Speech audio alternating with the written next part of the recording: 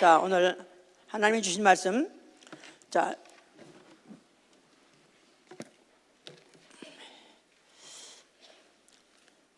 에스겔 18장 30절. 자, 그 다음에 마태복음 4장 17절. 하나님은 인자하신 분이시다.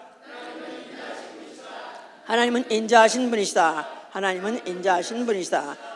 그의 긍휼과 인자는 영원부터 있고, 그는 그의 인자하심으로 인도하여 회개케 하시는 분입니다. 로마서 2장 4절부터 5절에 보면요, 하나님의 인자하심이 너를 인도하여 회개케 하는 것을 알지 못하느냐?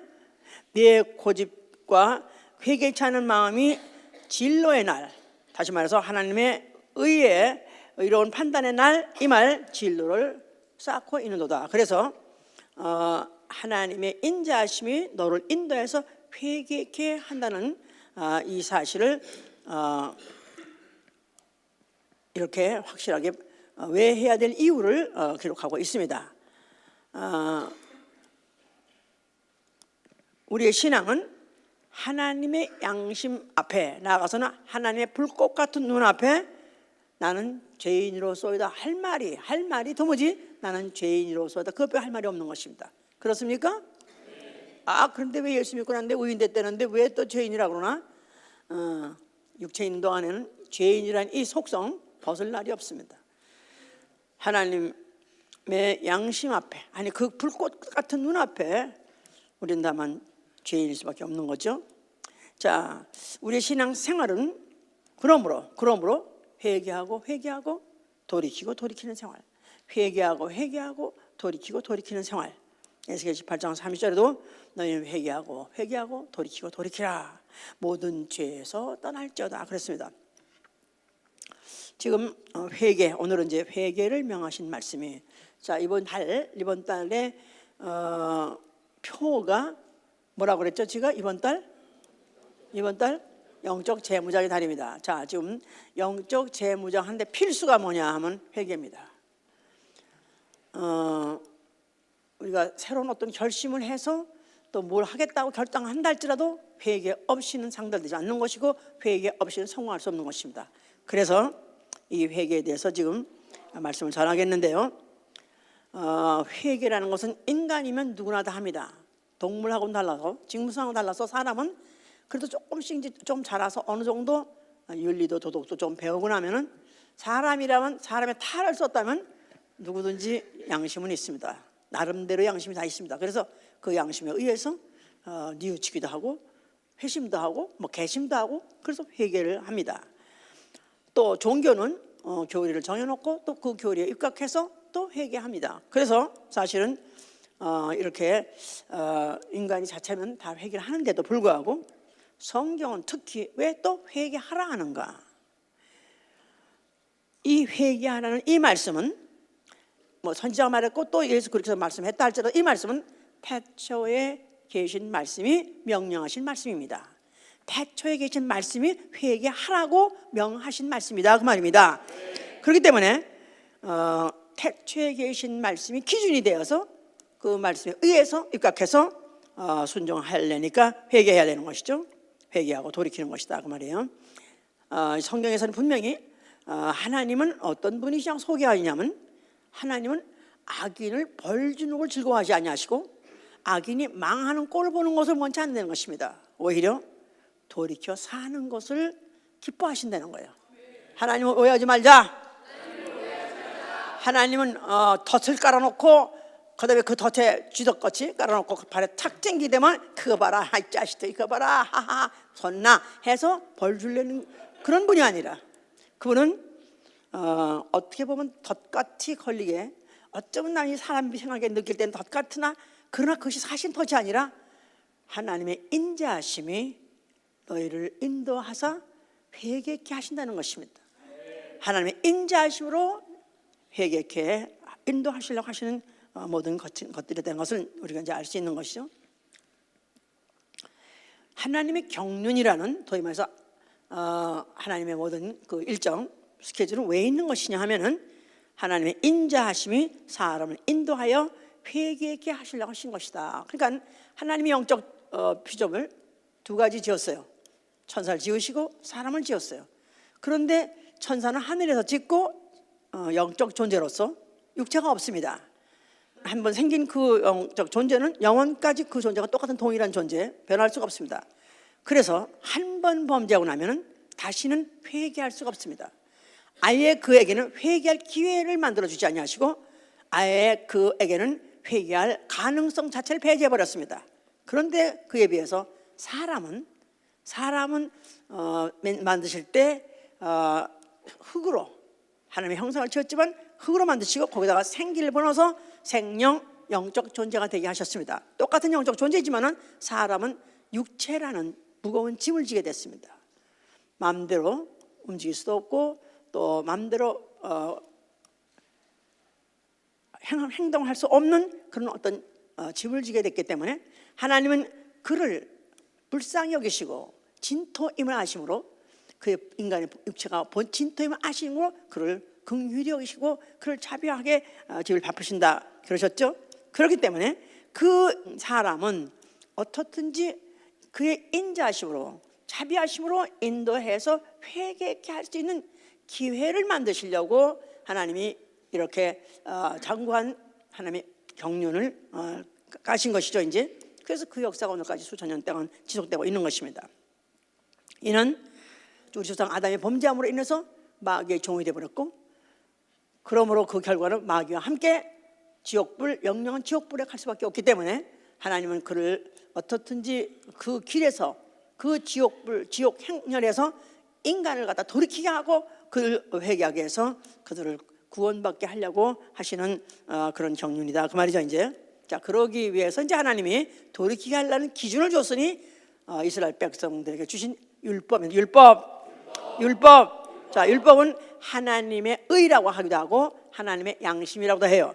자, 그래서 이것은 시내 산에서 모세를 불러가지고 모세에게 주신 법으로서 이거는 이스라엘에게 전하라. 그래서 이스라엘에게 적용되는 그런 법입니다. 그런데 이 법을 일명 죄와 사망의 법이라고 말해요. 죄와 사망의 법. 로마서 8장 2절에 있죠. 죄와 사망의 법. 그를 왜 죄와 사망의 법이라 말하냐면은 계명의 이름에 나는 죽었고 죄가 살아나니까 내가 죽었더라고 해서 계명의 이름에 죄가 살아났고 나는 죽었도다 그런 거야. 계명의 이름에 죄는 살아났고 나는 죽었도다. 이게 바로 로마서 7장 9절에 있는 얘기예요. 그러니까 그 법을 지켜서 의로워지는지 알고 죽을 똥 싸고 지킨다 할지라도 그 계명을 지킬 수가 없는 거예요. 그 계명은 육체의 약함 때문에 절대로 지킬 수 없는 법이다 이 말이에요. 그래서 그 계명이 이르자마자 느낀 게 뭐냐면 오라 공고한 자로 내 안에 죄가 있구나. 도저히 지킬 수 없는 내 안에 아주 본성 근본적으로 나는 죄인이구나 느끼게 함으로 해서 그 결과 죄인은 죽음이다 했기 때문에 나는 그 결과 나는 죽었다 하고 그것을 깨닫게 하는 법, 이게 바로 율법이죠. 이제 그래서 이스라엘에게 바로 그 주신 그 율법으로 말미암아 이스라엘이 그 법을 지키면 지킬수록 점점점 수렁에 빠지는 거예요. 마치 그 수렁에 한번 빠지게 되면 발을 한 발짝 더 누르면 더 빠지고 하는 것 같이, 그래서 점점 수렁에 빠지게 되는 것입니다. 그러나 하나님께서는 자비하시고 인자하심으로 그들에게 또 그들 어떻든지 그들을 또 인도하시니 그들로 하여금 때마다 시마다 돌아오게 하는 표대를 주신 게 바로 뭐냐면 성소예요. 성전. 거기서 뭐가 있게 하죠? 제사가 있게 하시는 것이다 이 말이에요. 무슨 제사? 대표적으로 속죄 제사를 지내게 했습니다.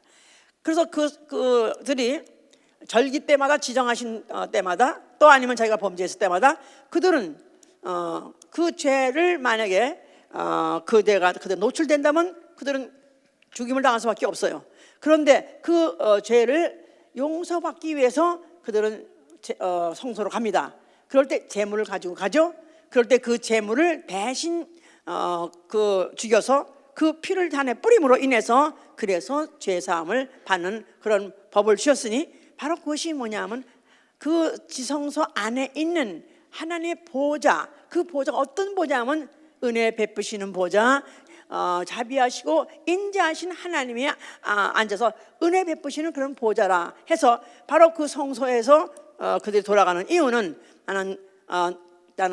나는 죄인으로서 돌아갑니다. 나는 돌아갑니다. 내 죄를 사위해 주옵소서 하는 그들의 행위를 제사로 행위로 이렇게 나타냈던 것이다. 그 말입니다. 이제 자, 이런 율법이 있는가 하면 한편 하나님이 또 선지자를 세우셨어요.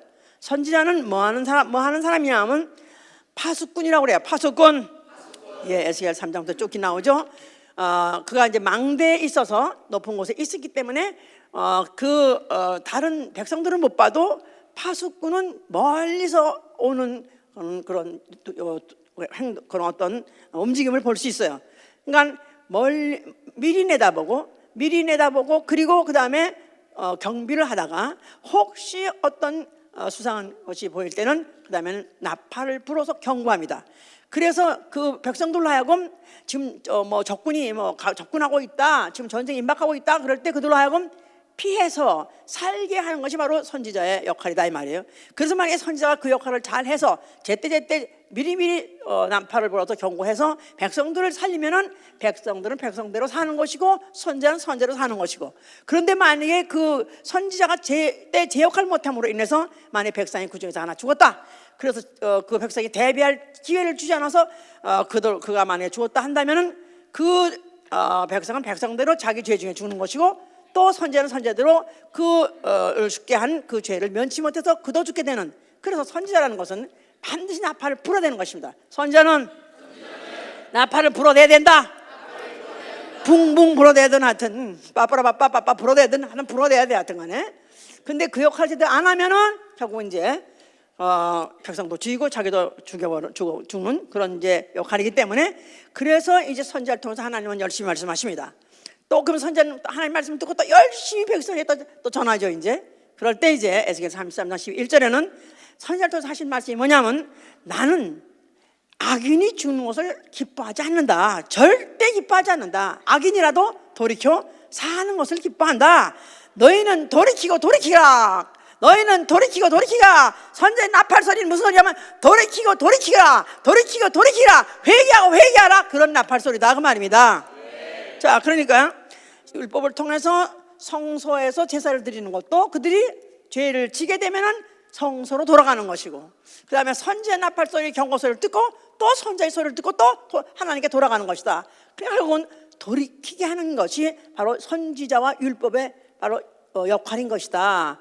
백성들로 돌이키게 하는 것이 바로 회개하게 하는 것이 바로 선지자와 율법의 기능이요 역할이다. 이렇게 하시면 된다고 말이에요. 이제 자, 그래서 시편 78편 38편에도 하나님의 자비하심이 너희 죄악을 사하시고 그는 멸하지 아니하신다. 너희가 돌이켜서 떠난 것을 그분은 감찰하시고, 네가 만약에 회개하고 죄를 떠났다 이 말이야. 그러면 그분은 그걸 보시고 진노를 갖다 쏟아 불려다가도 그것을 돌이키셨다. 그 역사가 이스라엘 반복됐었어요. 이것들 진짜 못되구네. 이것들은 정말 진멸당해야 합당할 백성들이네. 아예 씨를 말려버려 해서 몇 번이고 그냥 방맹을 들었다가도 또 그들이 회개하는 것이 보이면 또 다시 돌이키시고 여러 번 또 그렇게 하셨다는 것입니다. 자, 이럼에도 불구하고 그렇게 오랫동안 참으시고 오랫동안 또 돌이키는 불구하고 결국 이스라엘은 패망하고 말았습니다. 그들은 선지자를 부지런히 보냈는데도 그들이 가증할 일을 행치 말라, 또 다른 산당에다가 또 제사를 지내지 말고 다른 신의 이름을 부르지 말고 그렇게 해서 금하고 그렇게 엄중히 금액건을 여전히 돌이키지 않았었어요. 나아가서는 여호와께서 명하사 너희들은 그 죄에 대해서 통곡하고 애곡하라 하고 명령하셨어요. 이사야 22장 12절에 여호와께서 명령하사 너희는 통곡하라, 너희는 애통하라. 그럼에도 불구하고 그들은 그 죄를 회개하라고 경고했음에도 불구하고 그들은 듣지 않노더라 이랬었어요. 그렇기 때문에 그 결과가 예루살렘, 유대성 온 땅들이 다 적막하게 됐다. 황폐하게 해버리고 그냥 완전히 사람이 살 수 없는 곳으로 전락하게 돼버린 것이죠. 망해버린 것이다 이 말이에요. 자, 이런 가운데에서 예언이 있기를, 이런 가운데서 예언이 있기를 여호와의, 자 우리 이건 읽읍시다. 말라기 4장 보세요.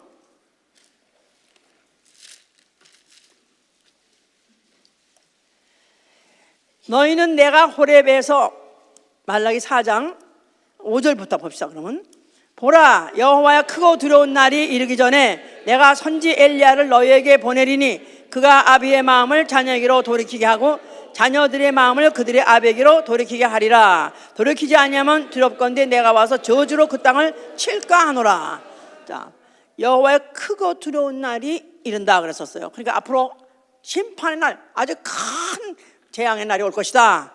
자, 그런데 그 전에 먼저 선지 엘리야를 너에게 보낼 것이다 그랬습니다.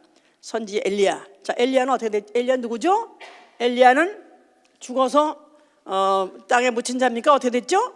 그는 하늘로 병거 타고 불병거 타고 올라가는 사람이라고 그랬었어요. 그래서 그들은 언젠가 선지 엘리야가 돌아온다, 살아서 올라갔기 때문에 어쩌면 다시 살아 돌아올 수 있다는 그런 가능성을 갖고, 이런 선지서에서 엘리야를 말했을 때 부정하고 반격하는 게 아니라 그럴 수 있다는 가능성을 이제 줄 수 있는 사람이죠. 이제 자, 근데 선지하면 선지자 엘리야. 그러니까 엘리야는 그 이스라엘의 선지자 중에서 대표 선지자의 대표.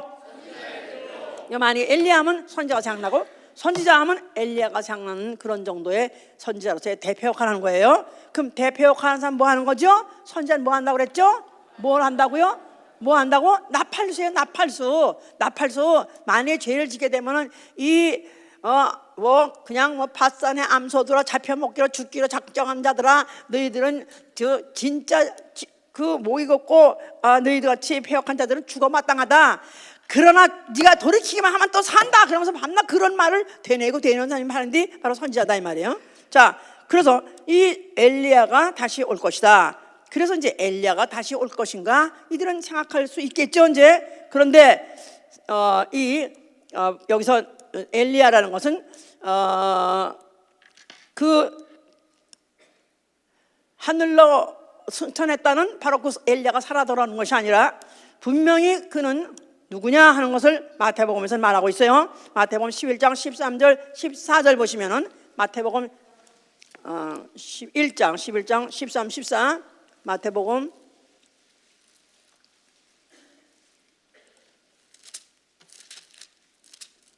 저 앞에서부터 보시면 더 잘 이해가 될 것인데 19절에 너희가 어찌하여 나갔더냐 선자를 보려 하더냐 옳다 내가 너에게 이르노니 선자보다도 나은 자니라 기록된 바 보라 내가 내 사자를 내 앞에 보내노니 저가 네 길을 내 앞에 예비하리라 하신 것이 이 사람에 대한 말씀이니라. 내가 진실로 너에게 말하노니 여자가 낳은 자 중에 침례원보다도 큰 이가 일어남이 없도다. 그러나 천국에서는 극히 작은 자라도 저보다 크니라.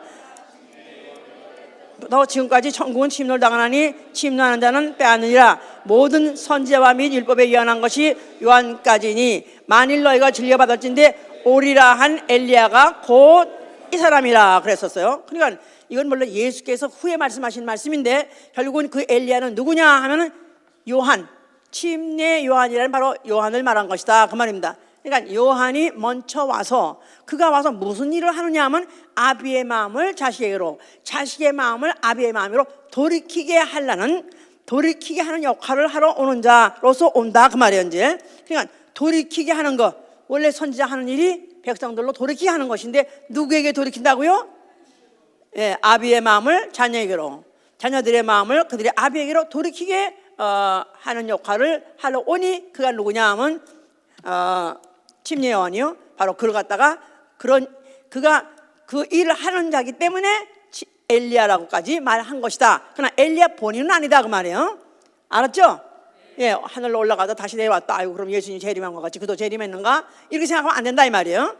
예, 그가 올라갈 때 그 육체의 몸이 순간에 분해가 됐어요. 순간에 분해가 된 말에 그 육체 하나가 다 분해된 말에 옷이 떨어져 버린 것이 그 몸이 분해됐다는 걸 말하는 것이죠. 자, 그래서 그는 부활해서 올라간 것이 아니라 영혼만 그가 이제 하늘로 간 것이죠. 이제 자, 그래서 이 침례 요한이라는 사람이 바로 먼저 나타나서 그가 그 길을 예비하고 그 모든 사람을 하여금 돌이키게 하되, 누구한테 돌이키게 하려냐면은 예수에게로 돌이키게 하려고 온 자가 바로 침례 요한이다 그 말입니다.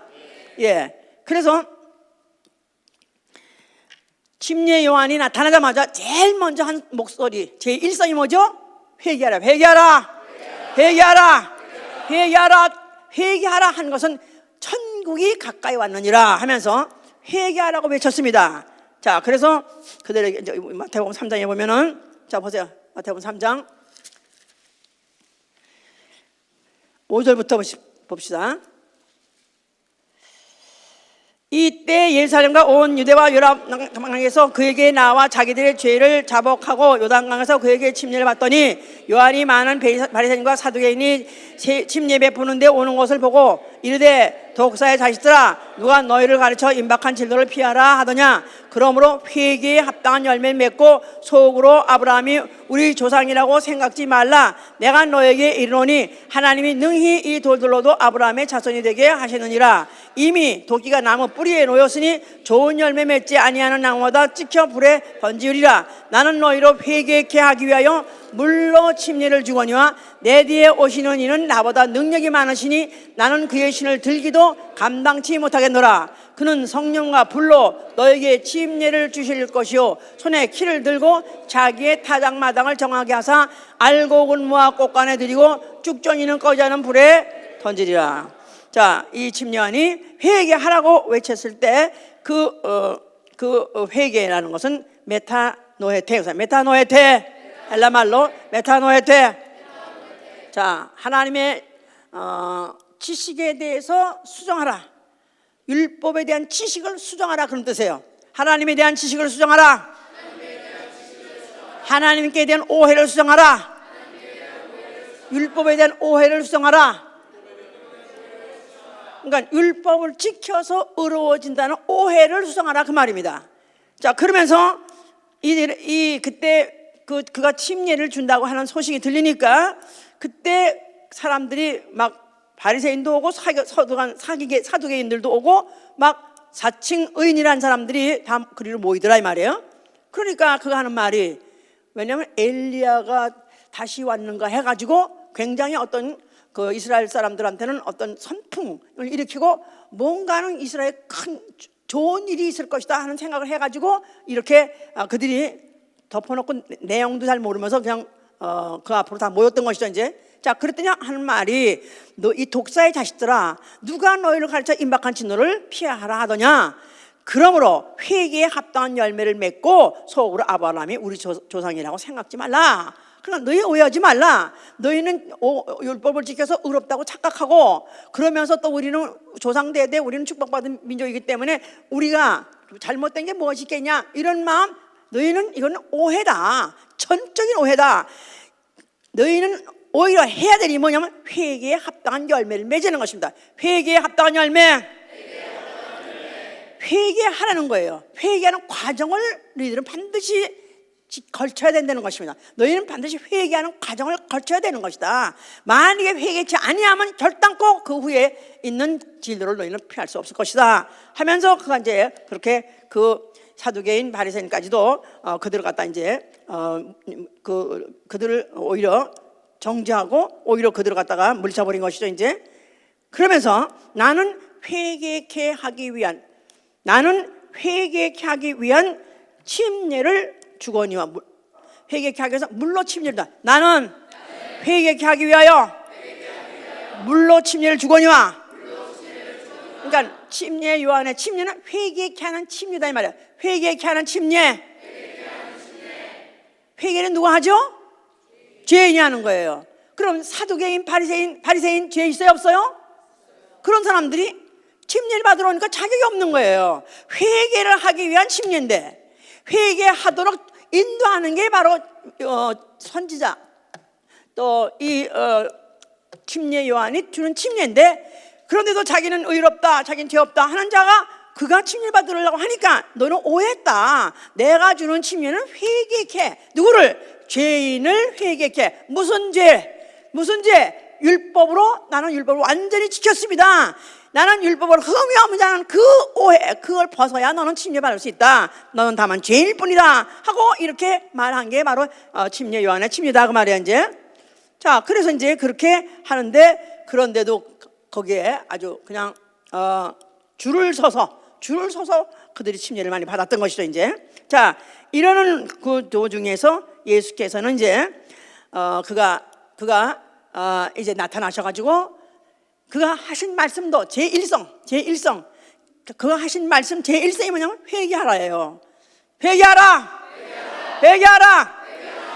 예수 그리스도께서 이 세상에 오셔가지고 제일 먼저 입을 열어 하신 말씀이 뭐냐면 회개하라예요. 자, 그는 누구시냐? 회개하라, 천국이 가까웠느니라 하면서 자기 스스로 갖다가 천국이라고 하셨는데, 하늘이 왔다. 이제 하늘 전체가 왔다. 이제는 하늘이 주권 가지고 왔다. 이제 너희는 회개하면 산다. 회개하라. 이렇게 이제 말씀하신 것이죠. 자, 그러면 그는 누구시냐 하면은 그는 태초에 그는 어디 계신 분이에요? 아버지 품속에 뭐로 계셨어요? 말씀이다 이 말이에요. 태초에 계신 말씀이다 이 말이에요. 태초에 계신 말씀이 육체로 오셔가지고 입을 열어서 말씀하신 말씀이 뭐냐 하면 회개하라 하고 명령하신 것이다 이 말이에요. 회개하라. 이거는 창세 이전에 말씀이 오셔서 말씀하신 말씀이기 때문에 이 회개는 우리 인류에게, 우리 인간에게 창세 이전부터 정해놓으신 법이다 그 말이에요. 아멘입니까? 그러니까 회개하라. 아유, 그냥 밤낮 회개하라면 기분 나쁘죠? 예? 해피리면 또 이렇게 회개하라 그러나, 또 뭘 잘못한 걸 알고 또 뭘 또 어떻게 따지려고 그러나, 그게 아니에요. 회개가 인류에게 베푸시는 복이다 그 말이에요. 애통한 자는 복이 있나니 저희가 하나님의 위로를 받을 것이며, 벌써 이미 하나님께서는 사람을 지으실 때 천사와 달리 육체라는 연약함, 육체라는 제한받는 그런 짐을 싸서 인간을 만드실 때부터 인간은 벌써 죄질 것 뻔히 하셨습니다. 마귀에게 다양하지 벌써 속을 것 뻔히 하셨습니다. 또 마귀에게 속아가지고 결국 마귀한테 지옥 갈 걸 뻔히 하시기 때문에 인간에게 축복이 뭐냐 하면 회개하라. 회개하면 산다. 이게 바로 하나님의 축복이었던 것이다 이 말이에요. 그런데도 이 바리새인들은 자기네 자존심이, 우리는 이렇게 지키고 이렇게 잘했는데 우리 보러 뭘 잘못했다고 회개하려나, 그들은 절대 안 들었습니다. 예수께서는 그러니까 이제 하시는 말씀이, 자, 마가복음 1장 15절로 회개하고 복음을 믿으라. 회개하고 복음을 믿으라. 나는 의인을 부러운 것이 아니라 죄인을 불러 회개시키러 왔다. 예수 그리스도께서는 의인을 불러서 의인과 함께 회동하려고 온 것이 아니라 죄인을 불러가지고 그들을 회개시키려고 오신 것이다. 자, 그러니까 그는 아예 태초의 말씀이 말씀으로 오셔가지고 말씀하신 말씀이 당연히 회개하라 하신 것이죠 이제. 자, 그러면서 이제 그럼에도 불구하고 이 유대인들, 또 율법을 지키는 자들, 더군다나 이런 바리새인 서기관 지도층에서는 회개할 것 전혀 안 할 생각, 끄떡없는 거라. 그러니까 예수께서 이제 그 말씀하시기를 마태복음 12장 41절 이렇게 말씀하세요. 심판 때 니느웨 사람들이 이 세대 사람을 정죄할 것이다. 심판 날에, 마지막 날에는 니느웨 사람들이 이 이스라엘 사람들, 유대인들을 너희를 심판할 것이다, 정죄할 것이다. 왜냐하면은 니느웨 사람 아시죠? 니느웨 사람은 누구죠? 요나에게 하나님이 가서 니느웨 가서 회개하라고 또 미션을 줬어요. 그래가지고 그 요나가 가가지고 이것들이 할까? 아니, 그러면서 이 이방인들은 하나님 법을 어기고 살았는데 저런 것들을, 짐승 같은 것들을 그냥 확 불을 던지든가 확 하든 뭘 해가지고 그들을 그냥 죽여버리고 벌을 주는 게 마땅한데 어째 저들을 회개하고 살리려는가? 안 가려고 그러다가 하여튼 어쩌다가 하다가 이리 빼고 저리 빼다가 결국은 어떻게 물에다 던져져가지고 물고기 뱃속에 들어가게 되고, 결국 그가 물고기가 가서 팍 토해낸 것이 바로 니네 성 앞에 터졌기 때문에 할 수 없이 가가지고 회개하라. 크게 했겠어요? 하기 싫은 거. 얘네들은 벌 받아야 마땅하고 죽어 마땅한 것들인데 이것들한테 우리 같은 사람 보내가지고 회개하려나? 안 하고 싶으니까 또 하라니까 할 수 없이 안 할 수도 없어. 가보니까 또 니느웨야. 그래 할 수도 없이 조그맣게 그냥 입도 크게 안 벌리고 나팔을 크게 본 것도 아니야. 그냥 조그맣게 그냥 형식적으로 그냥 했는데 이것들이 그냥 임금부터 시작해가지고 백성들이 다 회개를 하네. 다 금식하면서 막 회개하고 난리가 난 거라. 그러니까 이제 결국 이제 그곳에 결국 이제 재앙이 피해갔던 것이죠. 재앙이 없었던 거죠. 자, 이 니네 사람들이 앞으로 마지막 나라가 가는 야 너희들 우리가 요나의 그 조그만 나팔 소리 듣고도 회개했는데 자장가 소리 같은 나팔 소리 그런 걸 듣고도 내가 회개했는데 근데 너희들은 어째 창세 이전부터 태초 이전부터 계신 말씀이 회개하라고 하신 말씀이 오셔서 회개하라고 외쳤는데 너희는 회개하지 않았느냐? 너희들은 벌받아 마땅해. 그럴 것이라는 거예요. 그렇겠죠? 예수님이 그렇게 말했어요. 왜냐하면 요나보다 더 큰 이가 여기 있으니 그랬어요. 요나보다 더 큰 이가 여기 있으니 요나가 누구죠? 선지자예요. 선지자는 누구죠? 뭐 한다고 그랬죠? 그렇죠. 누구한테? 죄인들한테 나팔 불어서 경고해서 돌이키게 하는 일이다 이 말이에요. 요나보다도 더 크니 그가 누구인 거예요? 그도 나팔 불러왔다는 거예요. 더 큰 나팔을 불러왔다는 거예요. 구원을 받되 더 큰 구원 하려고 오셨다는 거예요. 이스라엘 백성들 그들이 만약에 그때 깨지 못하면 그들이 죽임을 당했어요.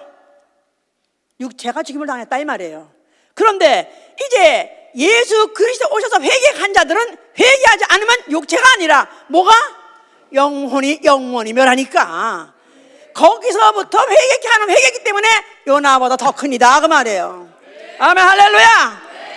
그러면서 이제 이들이 완악한 거 고집하고 회개 안 하니까 누가복음 13장 1절로부터 5절에 또 그 말씀하시는 거예요. 회개 안 하면 망한다. 예수께서 예를 들어가면서 너희 빌라도가 갈릴리 사람들 피를 제물에다가 섞어가지고 드리게 한 거 그거 보고 끔찍하다고 생각하지? 실제로 빌라도가 그랬던 모양이에요. 갈릴리 사람들이 제물을 드리려고 제사하러 갔더니 거기다가 그 사람들의 피를 섞어서 드리게 했다 이 말이에요. 그 사람들이 그 사람을 죽여서든지 아니면 그 사람들의 어디를 몸을 잘라서든지 피를 흘려서 제물에 섞어서 드리겠어요. 그러니까 아이고 끔찍해. 이런 저주가 어디서 세상에 이런 저주가 있어 하면서 끔찍하게 생각해. 보나마나 저들은 죄가 많은가 봐. 갈릴리 사람들 죄들이 많아서 그렇게 끔찍한 일을 당했나 봐. 그렇게 생각하냐?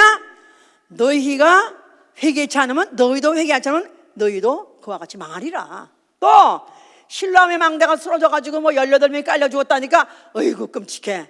아이고 그 사람들 죄가 많은 아버지야. 하나님이 그렇게 또 치신 아버지. 너희가 오히려 그 사람들보다 더 낫다고 생각하냐? 너희가 회개하지 않으면 너희도 그렇게 망한다. 회개하라. 그럼 어떻게 뭐가 기준에서 회개합니까? 그 얘기가 이제 어디에 있냐면 누가복음 16장 부자가 죽었어요. 그래서 그는 죽었는데 음부에 있고 거지가 죽어가지고 아브라함 품에 있더라. 그랬는데 나를 입을 서늘하게 해줘서 좀 물을 찍어서 서늘하게 해달라 했더니 나는 거기를 갈 수 없고 거기서 올 수도 없다. 그러면 나는 할 수 없더라도 우리 형제한테라도 가서 전해줘서 이런 끔찍한 곳에 오지 못하게 가서 전해달라 이렇게 말했더니 그때 아브라함이 하는 말이 뭐냐면 죽은 자가 살아서 가서 전한다 할지라도 듣지 않을 것이다. 모세와 선지자에게 듣지 않냐면 절대로 그들은 회개하지 않을 것이다. 그랬어요. 모세와 선지자. 모세는 율법이고 선지자는 경고나팔이죠. 결국 다 뭐 하는 거예요? 죄인들한테 회개하라고 죄를 가르쳐 주는 것이다 이 말이에요. 그러니까 죄를 알게 하는데 율법을 알아야 죄를 아는 거예요. 그렇죠? 아멘. 율법의 정의는 뭐죠? 의는 없나니 하나도 없다. 율법의 영문 뭐죠? 율법의 영문 정죄다 이 말이에요. 정죄. 죄를 정죄하는 거예요. 그러니까 율법을 알지 못한 죄를 모르는 거예요. 또 선지자의 그 경고를 듣지 아니하면 죄가 그 결과가 얼마나 무섭다는 걸 모르는 거예요. 너희는 바로 율법과 선지자에 가서 들어야 그들을 회개할 것이다. 이렇게 해서 예수께서는 이스라엘 백성들에게 그렇게 회개를 하도록 구체적으로 예를 들어가면서 그렇게 설명해 주었습니다. 그럼에도 불구하고 그들은 자기가 그 율법을 지켰다는, 아니 그뿐이 아니라 율법 플러스 추가된 법까지도 자기가 지키고 있기 때문에 누가 우리 나라를 정죄하냐, 내가 무슨 잘못됐냐, 난 죄가 없다, 나는 해결할 게 없다 하고 버티는 그런 이 유대인들, 바로 그 바리새인들에 의해서 송사를 받아서 결국은 죽게 된 것입니다. 그들에 의해서 결국은 죽게 된 것인데, 예수 그리스도는 회개케 해서 그들로 하여금 구원받게 하려고 오셨지만은 그들은 예수를 갖다 전혀 받아들이지 않고 용납하지 않고 결국은 그들은 버티고 자기들에 의해 가지고 버티다가 결국은 예수를 귀찮은 존재, 불편한 존재로 여겨가지고 결국 합의해가지고 예수를 갖다 팔아가지고 결국 이제 넘겨간 바람에 예수는 죽게 된 것입니다. 자, 예수께서 십자가에서 죽으시게 됐어요. 자, 죽으시면서 뭐라고 말씀하세요? 자, 그가 죽으신 이유는 나는 너희가 죽이기 때문에 죽는 것이 아니다. 나는 죽을 이유가 있어 죽으니 아버지 계명을 지키기 위해서 죽는 것이다 하고 요한복음 10장 17절 18절에 말씀하신 거예요. 아버지께서 나를 기뻐하신 것은 내가 다시 부활하고자 내가 죽음이라. 나에게는 죽을 계명과 살 계명이 있으니 이건 아버지께 받은 계명이다. 살 권세 죽을 권세 있으니 이건 아버지께 받은 계명이다, 그렇게 말했었어요. 그래서 예수 그리스도는 인류가 어떻게 대우하고 그를 갖다가 그를 죽이려고 했기 때문에 그래서 억지로 죽는 것이 아니라 그는 자의로 자기 죽음을 택한 것이고 아버지 계명대로 죽으셨다는 이 사실. 자, 그러므로 그가 다 이뤘다 하신 것이고, 그러는 와중에서 스스로 하나님대로 했던 마귀 그를 심판한 것이고, 그리고 이제 마지막으로 그의 죽으심은 인류의 죄를 속하기 위해서 인류의 죄를 대신 짊어지고 죄값을 대신 짊어지고 그가 죽으셨기 때문에 그는 다 이뤘다 그러신 것이죠. 그래서 그의 죽음은 인류의 대속, 또 나아가지 인류를 구속하기 위해서 죽으신 죽음이에요. 그러면서 그가 하신 말씀이 저들의 죄를 저들에게 돌리지 마옵소서. 아버지여 저들의 죄를 사하여 주옵소서. 아버지여 저들의 죄를 사하여 주옵소서. 인류가 저들이 나를 굳이 아무 죄를 발견하지도 못하면서 굳이 저렇게 죽이는 것은 저들이 몰라서 그렇습니다. 그러나 저들이 몰라서 하는 행동이라 할지라도 아버지는 이에 대해서 아시오니 나의 죽음은 저들의 죄값을 내가 대신 치르는 것이기 때문에 저들의 죄는 이제 사하여 주시옵소서. 저들이 주께로 돌아오면은 반드시 저들의 죄를 사하여 주옵소서 하고 그가 말씀하신 것이다, 그 말이에요. 자, 그는 죽으셨습니다. 그리고 아버지께서는 그를 갖다 부활시키셔서 하늘 보좌에 앉게 하셨어요. 그 하늘에 앉으신 그를 어린 양이라고 말해요. 어린 양. 일찍 죽음을 당하는 흔적을 갖고 계시니 이제 인류의 죄값을 치러준 흔적을 갖고 계시다, 그 말이에요. 자, 그가 거기서부터 성령을 보내셨어요. 성령이 오시면은 하늘이 열리고 하늘의 보좌가 보이는데 누가 앉아 계시냐 하면 어린 양 예수 그리스도가 앉아 계신 걸 보게 하신다, 이 말이에요. 그러면 성령으로 통해서 소식을 들으면 주 예수를 믿으라. 그러기 전에 먼저 뭐냐면 너희는 회개하고 복음을 믿으라. 회개하고 복음을 믿으라. 예수를 믿을 수 있는 자격이 뭐냐면 회개하고 복음 믿는 것입니다. 다시 말해서 나는 죄인이요, 죄인이라고 하니까 맞습니다. 나 잘 몰랐었는데 정말 나는 죄인입니다. 그러니까 그 죄값 사망 나는 두렵습니다. 그런 사람으로 하여금 회개하고 예수의 이름으로 침례받고 죄사함을 받게 하는 것이다, 그 말이에요. 그렇죠? 그러니까 사도행전 2장에는 그렇지 않았어요? 그 베드로가 전도합니다. 베드로가 이 예루살렘 사람들아, 너희는 큰 일을 저질렀어. 너희가 얼마 전에 십자가에 달아서 죽인 이가 누군지 알아? 그가 바로 하나님이야. 하나님인 것을 어떻게 알 수 있냐면 그를 하나님이 살리시고 하늘 보좌에 앉으셔서 임금과 구주가 되게 하셨느니라. 그런 말을 하는 바람에 그들이 충격을 먹었습니다. 와, 그럼 우리가 누굴 죽인 거야? 우리가 한 사람도 예수 어떻게 할 때 다 죽이소서 했는데, 십자가 따라 죽이소서 했는데, 우리는 예수를 가평 던져가지고 합의해가지고 결국 죽였다 그 말은 하나님을 죽인 거 아니야? 야, 우리는 큰일 났다, 죽었다, 이제 우린 죄인이다 하고 하는 자들에게 그때 이제 베드로가 말하는 거예요. 회개하라. 각각 예수 그리스도의 이름으로 침례를 받고 죄 사함을 받으라. 무슨 죄? 하나님을 알지 못하고 죽인 죄. 아니, 그보다 더 큰 죄 있어요, 없어요?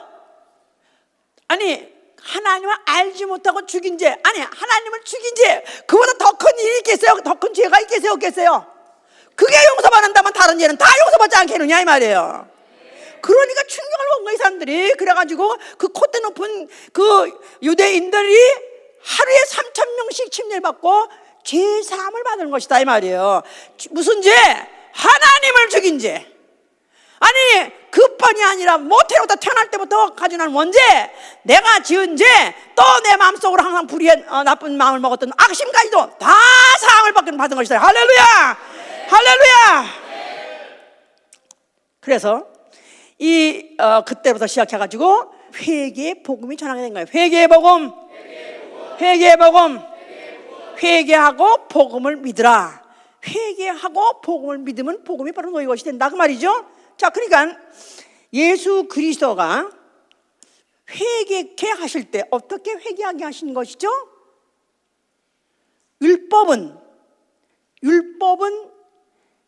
죄를 알게 하고 그 죄값을 치르게 할 때 육체를 죽이고 엄청난 잔인하게 죽임으로 인해서 두려움으로 그들로 하여금 회개하게 했다 이 말이야. 율법은 죄를 회개하게 하되 두려움으로 하게 했다. 예수 그리스도는 그가 어떻게 사람들로 하여금 회개케 한다고요? 그의 인자하심으로. 그 인자하심을 알면 그 인자하심이 인도해서 회개케 한다는 거예요. 아멘?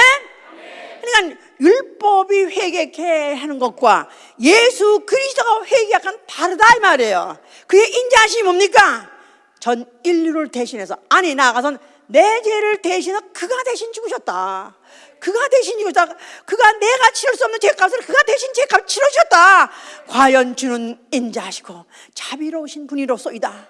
그래서 정말로 그분에게로 돌아가면은, 그분에게로 마음을 돌이키게 되면 회개케 하시고 그 회개의 결과로 구원받게 하시는 것이다 그 말이에요. 할렐루야. 그래서 그때부터 이제 막 복음이 퍼지기 시작했습니다. 삽시간에 예루살렘과 온 유대와 막 땅까지 퍼지기 시작했는데, 이것을 누가복음 24장 47절에는 그렇게 말하죠. 그 이름으로 죄사함을 얻게 하는 회개가, 그 이름으로 죄사함을 얻게 하는 회개가 복음이 뭐냐면 그 이름으로 죄사함을 얻게 하는 회개예요. 복음이 뭐냐? 예수의 이름을 예수의 이름을 주여, 당신은 그리스도시오, 당신은 하나님의 아들이시오, 바로 그 이름으로 죄사함을 받게 하는 회개, 바로 죄사함을 받게 하는 그 소식이 바로 복음이었던 것이다 그 말입니다. 자, 그것이 만모부에서 퍼졌어요. 그래서 이제 사도행전 17장 바울은 이 말을 바꿔 말해서 뭐랬냐면은, 우리가 전에 알지 못하던 시대에는 하나님이 허물치 않았다. 뭐를 허물치 않았다? 하나님이 허물치 않았다는 것은 인류가 하나님의 법대로 살지 못하는 걸 일일이 다 그것을 알지 못하는 시대 때는 하나님이 허물치 않았다. 하나님이 그거를 죄로 여기지 않았다 그 말이에요. 그러나 이제는 천하 사람들을 다 읽으세요. 이걸 사도행전 17장. 바울이 아데네 가서 아시죠? 그리스의 아데네 가서 그가 이제 설교를 하는 거예요. 사도행전 17장 30절에 보면은 아데네 가면 그렇게 우상이 많아요. 하여튼 뭐든지 다 그들이 알고 있는 거라면 다 형상을 만들어서 우상을 만들었다 이 말이에요. 그랬더니 29절에 이와 같이 신의 소생이, 자,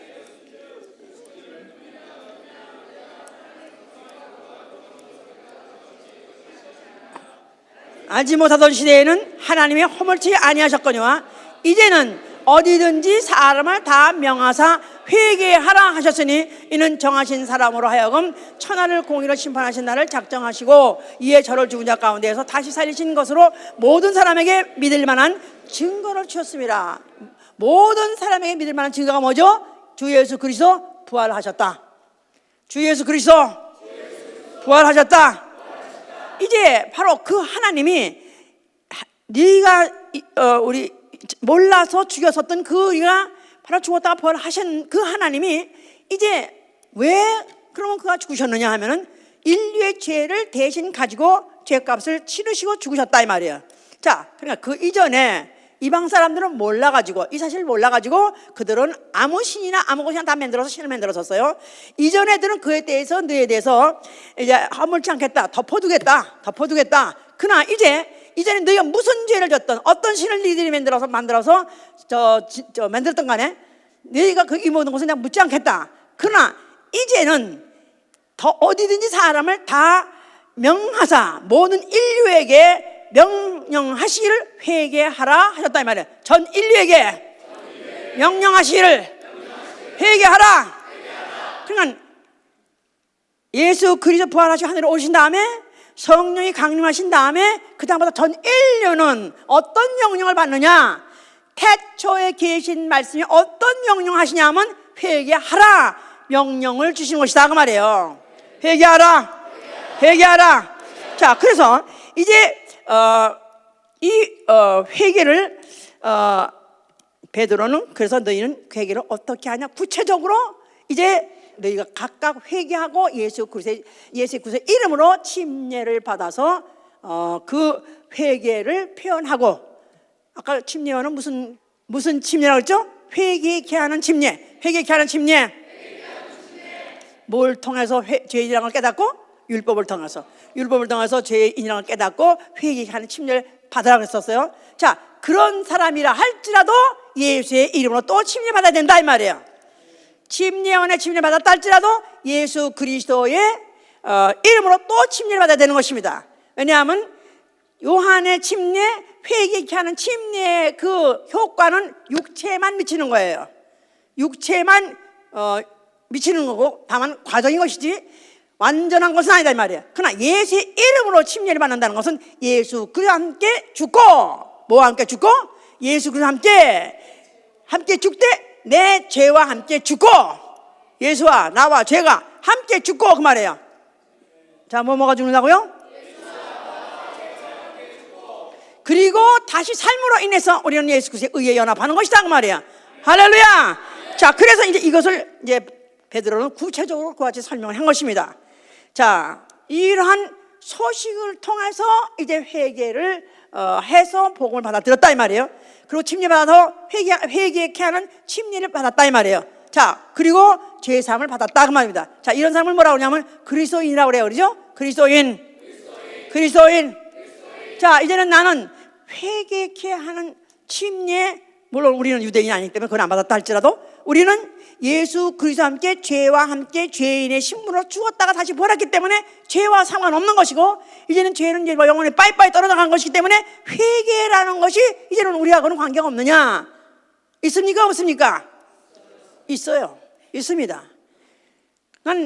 우리가 계시록에 가면은 2장 3장은 전통 회개하라야. 교회에 회개하라. 거기 교회 회라면은 거기 소속한 모든 지체들 다 회개하란 말입니다. 그러니까 내가 회개하라 하는 것을 아주 강력하게 지금 강조하는 것이 바로 이제 계시록인데요. 자, 그러니까 그리스도인은 누구냐 하면 나는 회개한 자예요. 아멘. 침례 받을 때 회개함으로 이미 받은 거예요. 죄인이었기 때문에 회개한 것이고, 그 죄를 가지고 예수와 함께 십자가에 죽어서 나는 회개를 갖다가 그의 인자하심으로 나를 인도해서 회개케 하심으로 인해서 죄상을 받는다 그 말이에요. 그러니까 나는 회개를 이미 한 자요. 또 나아가서는 오늘도 회개를 해야 되는 자요. 나아가서는 회개를 사랑해야 되는 것이다 이 말이에요. 아멘. 그러니까 회개는 누가 회개를 하느냐? 누구요? 죄인이 회개하는 거죠. 죄인. 그러니까 그리스도인은 이미 죄와 함께 십자가에서 죽었느니라. 정과 욕심을 십자가에 못 박고 죽었느냐. 하지만 실제로 정과 욕심은 그대로 살아있다 그 말이에요. 그리스도인은 정과 욕심을 십자가에 못 박았느냐. 하지만 실제로 하루하루 살아보면서 내 정이 그대로 감정이 살아있고 내 정욕이 그대로 살아있는 것은 여전히 할 수 없이 고백할 수밖에 없는 거죠. 자, 그렇기 때문에 나는 그토록 내가 그 죄를 회개하고 미워하고 예수와 함께 십자가에 못 박혀도 불구하고 아직도 내 속에는 정과 욕심이 살아있어서 여전히 육의 사람으로, 여전히 세상의 사람으로 돌아가고 또 돌아가고 쓰러지고 자빠지고 한두 번이 아니다 이 말이에요. 그러니까 육체가 있는 동안은 죄를 영원히 결별할 수가 없는 죄인자가 내 골수에 사무쳐 있는 것을 알면 알수록 가면 갈수록 더 심각하게 느낀다 그 말이에요. 안 그렇습니까? 성령이 이 속에 들어오셔서 이것을 사실하신다 이 말이에요.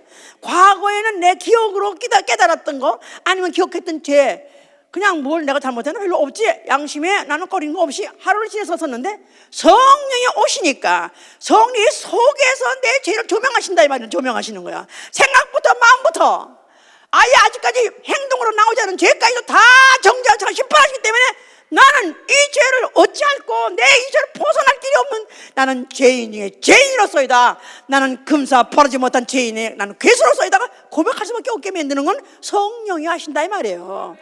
바울이 불신자 때 고백한 게 아니라 나는 죄인의 괴수한 것이 불신자 때 한 것이라 성령을 받고 나니까 내가 더욱더 가면 갈수록 죄인이라. 더군다나 그 기준이 뭐냐면 유대 사람들, 히브리 사람들은 율법의 기준이에요.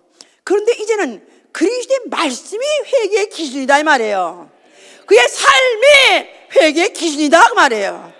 그의 말씀에 비춰본 그의 삶에 비춰본 나는 죄인일 수밖에 없어요.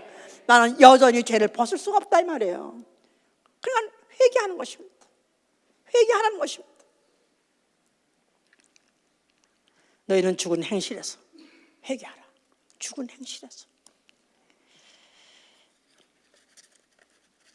이 회개는 그 누가 대표로 해도 안 되고 각각 또 오래오래 묵어서가 아니라 매일매일 하는 것이고 나아가서는 순간순간 하는 것입니다. 하나님이 사상이 없는 자, 그는 악인이라고 했는데 하나님이 사상이 없는 자, 하루를 지내다 보니까 하나님을 잊어버리고 사는 시간이 너무 많은 거라. 뭐 미친 듯이 막 누구 얘기하고 뭐 딜하다 보니까 하나님은 간다운 데 없어져 버렸어. 이 뭐 사업인다고 한답시고 뭐 거기 이리저리 따라다 보고 그거 딜할 성공 길려니까 그 순간 하나님 없어 버렸어. 하나님의 사상이 없는 자, 악한 자, 나는 악한 자. 하루를 돌이켜보니까 24시간 자는 시간 빼놓고 나머지 시간 동안에 과연 하나님 사상, 전기 냉장고에 들어와 있듯이 항상 들어와 있어야 되는데 이게 어느 틈에 꺼져버린 거라. 나는 여전히 악인입니다. 세상 염려 걱정하지 말라 했는데 여전히 세상 염려 걱정 몰려오면 그대로 바꿔서 받습니다. 걱정거리 남하고 똑같이 하고 있고 세상 염려 똑같이 하고 있습니다. 당장 비즈니스에 문제가 생기고 페이먼에 문제가 생기게 되면 그냥 푹 꺼져버립니다. 나는 세상 사람과 다를 게 하나도 없습니다. 믿음으로 하지 않은 모든 것이 죄라고 했는데 믿음으로 하는 것보다 내 마음과 내 꾀 가지고 내 경험 가지고 결정하는 게 얼마나 많습니까?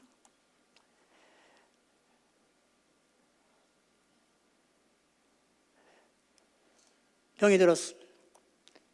예수의 이름으로 귀신 쫓고 예수의 이름으로 손 얹은 병난 했는데도 그렇게 해보다가 안 되니까 곧 걱정, 곧 근심, 나가서 세상 방법으로 돌아가는 나는 여전히 속한입니다. 세상 사람입니다. 나는 회개하지 않고는 살 수 없는 가면 갈수록 회개거리가 그렇게 많을 수가 없어. 기도하라 명령하셨음에 불구하고 나는 기도를 쉬는 죄를 범하고 있습니다. 만약에 호흡하지 말고 1시간만 있어라, 아이고 그 말이 돼요 그게? 1분만 있어라, 아이고 어떻게 1분 있나? 예, 그렇게 중요한 건데도 불구하고 무슨 용기인지 무슨 만용인지 기도를 쉬고 있습니다. 나는 오늘도 그 죄를 지고 있습니다. 주여 나는 죄인으로서이다. 선을 알고도 행치 않는 것도 죄라 했는데 선이 뭔지 알고 있어요. 이웃을 사랑하고 이웃의 영혼을 살리고 형제를 사랑하고 형제의 궁핍함을 도와주는 거, 이게 선인지 알고 있어요. 그런데도 전혀 안중이 없습니다. 이웃도 안중이 없고 형제도 안중이 없습니다. 그저 나밖에 모릅니다. 그저 내 가정밖에 모릅니다. 나는 죄인 중에 죄인입니다. 나는 아예 악종입니다.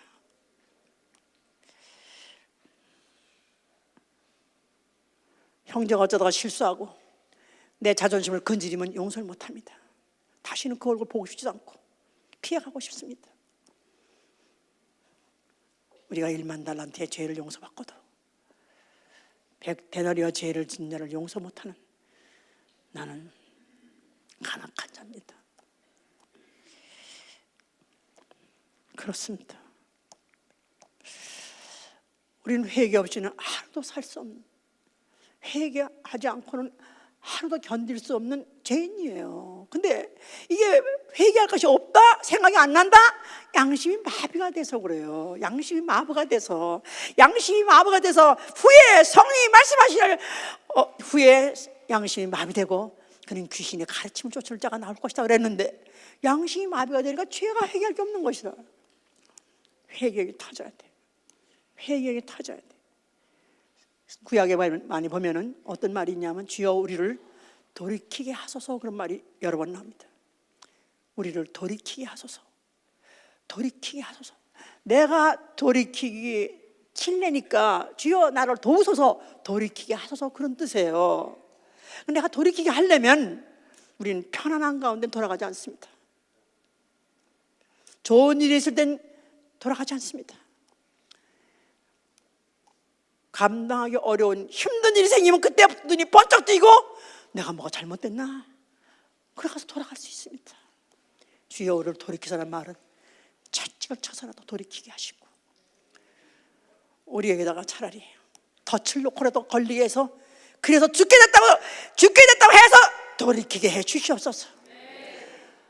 정말 회개가 뭔지 아는 사람이라면, 정말 회개 기능이 뭐하는지 아는 사람이라면, 정말 회개가 축복인지 아는 사람이라면 오히려 그런 재앙의 날, 오히려 저주의 날을 받았을 때 이게 바로 축복이구나, 내가 바로 회개하라고 하나님이 사인을 보내주신 거구나, 오히려 회개 굴을 파고 들어가는 것입니다. 회개하려고 굴을 파고 들어가는 거예요. 나는 이제부터 전적으로 회개하겠습니다. 나에게 회개를 주시옵소서. 나와 내 가정 회개를 주시옵소서. 성경에서 가장 회개를 극적으로 보여준 사람이 욥입니다. 욥은 하나님 보시기에도 이와 같은 사람이 없다, 이런 의인이 없다 할 정도로 정말 뭔가 흠이 없을 정도로 칭찬한 사람이었었어요. 그런데 마귀가 송사합니다. 그럴 리가 있겠습니까? 한번 쳐보시죠. 그래? 하나님도 마귀 옆에서 한번 뻔때를 보여주고 싶어서 해봐라 네 맘대로 착착 치기 시작합니다. 그의 자식, 그의 재산 다 몰수 죽여 전몰하게 하고, 그리고 그의 건강까지 다 뺏어버리고, 나중에는 이 사람 저 사람 와가지고 네가 뭐가 잘못돼서 이렇지, 네가 뭐가 잘못됐자면 이런 네가 이렇게 될 수 있겠냐 할 때 그래도 버팁니다. 나는 내 의를 변백하리라. 나는 내 의를 하나님 앞에 끝까지 변백하고 말 것이다 하면서 그가 끝까지 포기하자는 것이 뭐냐면 자기의 의예요. 자기가 잘못한 게 없다는 겁니다. 그러니까 계속 그 저주는 끝나지 않다가 제일 마지막쯤에 가서 너 누구하고 싸우는 거냐? 너 누구 앞에 네가 버티는 거냐? 하나님만이 의로우신데 하나님 없던 분인지 아냐? 이런 만물들을 그는 이렇게 지으시고 이렇게 지으신 이런 분들 네가 어떻게 그와 같이 겨루려고 하느냐? 인정사정 없이 그러다가 까부시니까 결국 그가 하는 말이, 주여 내가 무슨 이치로 이런 말을 했는지 내가 모르겠나이다. 나도 모르는 새가 내가 어느 틈에가 내가 하지 못할 말을 했나이다.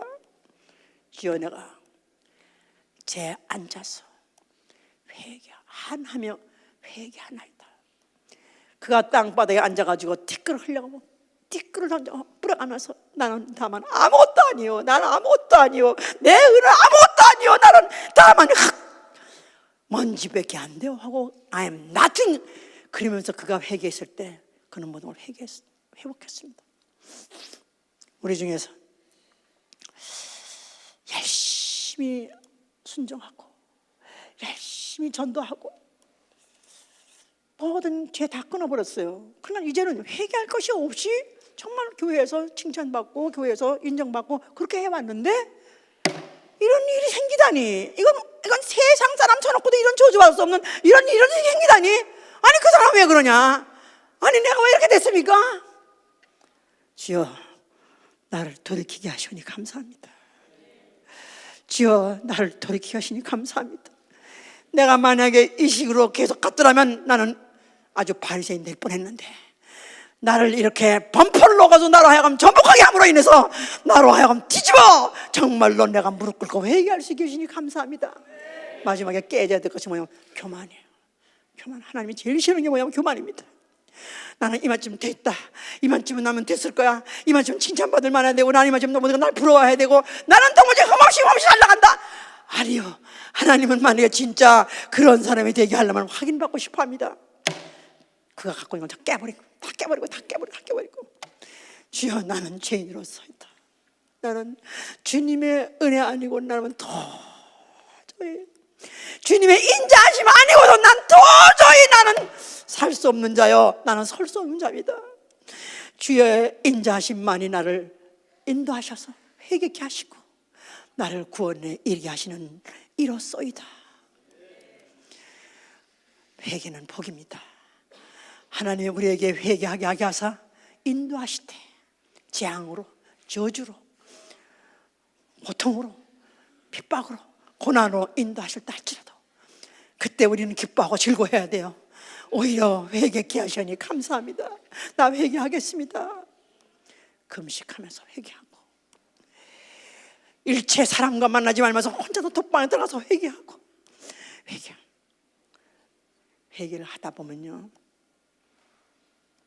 그냥 마냥 회개만 하고 싶어집니다.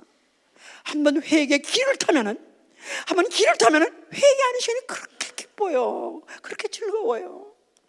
뭐 주세요 할 겨를이 없어요. 그거 하고 싶지도 않아요. 할 마음이 없어요. 그냥 회개만 하고 싶어요. 그냥 어릴 때부터 생각나지 않았던 것까지 지금 이미 용서받았다 할지라도 상관없어요. 하여튼 내가 잘못했던 모든 것들을 다 말하고 싶어. 그리고 지금도 잘못된 거, 또 내가 부족한 거, 저는 요새 지금 또 회개를 또 하고 있습니다. 많이 하고 있습니다. 내가 몸이 불편해 보니까. 아니 왜 귀신 쫓지, 왜 귀신 들어가지고 그러고 다녀? 인정머리 없이 말했던 것도 그거 얼마나 아팠을까? 그게 이해가 되고 그래서 회개합니다.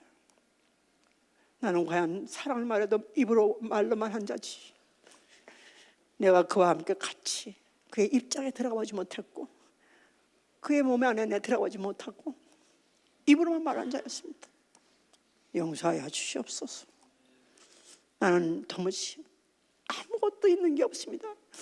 나는 인자함도 없고 긍휼함도 없고 사랑도 없고 나는 아무것도 없습니다. 다만 나한테는 주의 인자하심, 예수의 피밖에 없습니다. 오늘도 다만 예수의 피로 힘입고 내가 주 앞에 나아갑니다. 회개함으로 주 앞에 나아가니 나를 받아 주시옵소서. 나는 회개하고 돌이키오니 나를 받아 주시옵소서. 우리 모두가 참 회개를 축복을 받으신 여러분 되시기를 예수님으로 축원합니다. 회개하고 하다 보면요, 회개하는 시간이 그렇게 사랑스럽습니다. 너무 기대가 돼요. 너무 기대가 돼요. 저는 주일 새벽마다 합니다. 그 시간이 그렇게 기대가 됩니다. 몇 년째 지금 하고 있는데 혹시 오늘 그런 감동이 없으면 어떡하나 걱정하고 내려갑니다. 그런데 정확하게 나 회개하기 원합니다 하면 눈물이 쏟아지기 시작합니다. 그러면 다 쏟아내 날아가는 것 같습니다. 그때는 어떠지만 독수리 날개치면서 올라가는 것 같이 soar with him, 그와 함께 하나로 치솟을 것 같아요. 이게 복입니다. 할렐루야. 우리 정말 진정으로 회개하는 여러분 되시길 예수로 축원합니다. 기도합시다.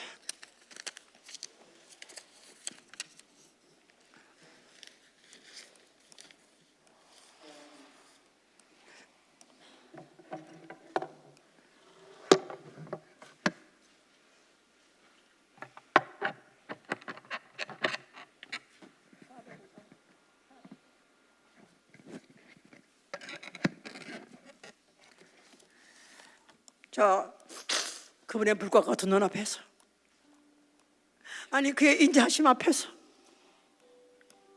나는 할 말이 없습니다. 오로지 내 할 말, 나는 죄인으로서이다. 이전에도 죄인이었고 지금도 죄인입니다. 오로지 내 이 죄를 눈 감아주시고 보답해 주시는 주님밖에 없습니다. 기도합니다. 예수!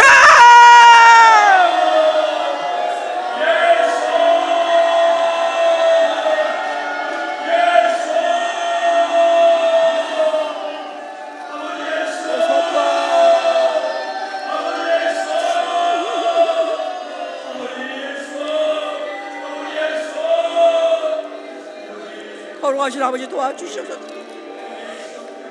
성령으로 역사하시고 도와주셔서 우리 모두에게 회개형을 주시옵소서. 회개형을 주시옵소서. 회개형을 주시옵소서. 우리 도와주시옵소서. 우리에게 회개형을 너무 재미있어. 이에게 말씀을 하여 주셨어. 회개형을 아버지, 이 시간 너무 재미있어. 우리가 주님 앞에 매우 잡아간 심령으로 회개형을 주시옵소서. 하나님 아버지, 우리를 불쌍히 여겨 주시옵소서. 주의 인자하심으로, 주의 긍휼하심으로 우리를 덮으시고, 아버지의 미시오, 우리 아버지의 미시오, 성령의 능력으로 아버지의 미시오, 우리를 비추사 하나님 아버지, 우리가 주님 앞에 아버지의 미시오, 죄인 중에 괴수인 것을 알게 하여 주시옵소서. 아버지 도와 나와 내 가정을 복 주소서. 나와 내 식구 복 주시옵소서. 나와 내 가정에게 회개형을 내려 주시옵소서. 돌이키게 하여 주시옵소서. 기도합니다. 아버지 예수와 아버지 예수와 아버지 도와주시옵시고 은혜를 베풀어 주시옵소서. 아버지, 이 시간 간절히 기도하오니 아버지, 우리 예수 본교회를 축복하여 주셔서 아버지, 우리 각 지체 한 사람 한 사람 또한 그 가정을 주여 축복하여 주시옵소서. 주의 말씀을 들을 때에 우리의 마음이 주께로 돌이킬 수 있는 그런 복된 영혼들 될 수 있도록 도와주시옵소서. 주께서 돌이키라고, 주께서 회개하라고 말씀하셨사오니 아버지의 미션 시간 우리의 마음이 주께로 돌아가는 자들 되게 하여 주시옵소서. 아버지, 우리를 축복하여 주시옵소서. 회개가 우리에게 주신 축복을 450장.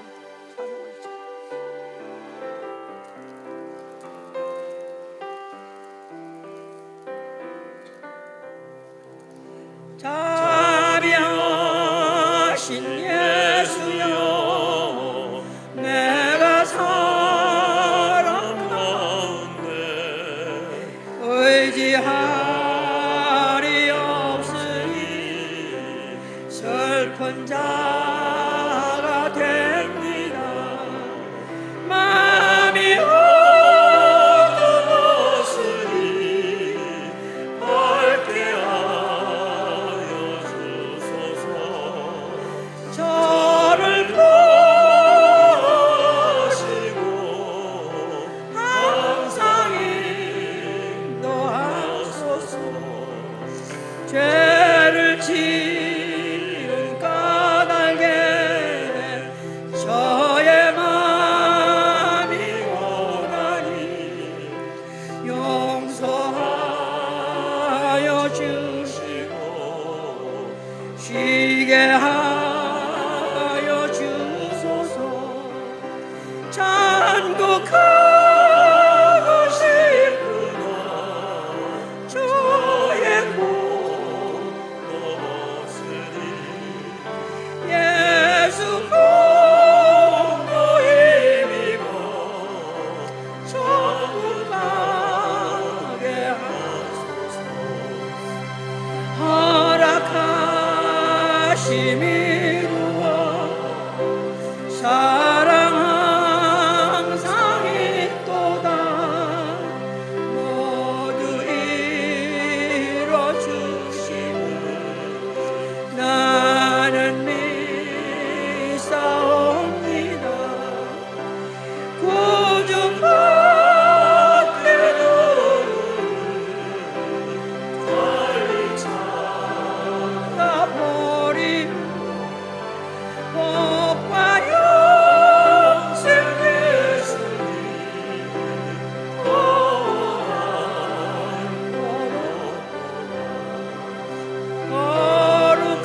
거룩하신 구주여 피로 날 사셨으니 어찌 감사한지 말로 할 수 없구나 주의 귀한 영상을 하늘이 대하시고 하늘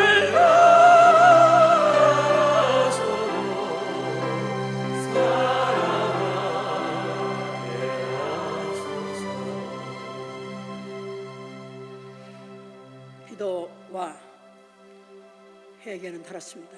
기도는 구하는 것이고 회개는 내 것을 쏟아내는 것입니다. 통칭 기도라 하지만 그 안에 내용은 구하는 것도 있고 구하는 것도 있어야 되는 것입니다. 근데 우리는 너무나 구하는 건 많아요.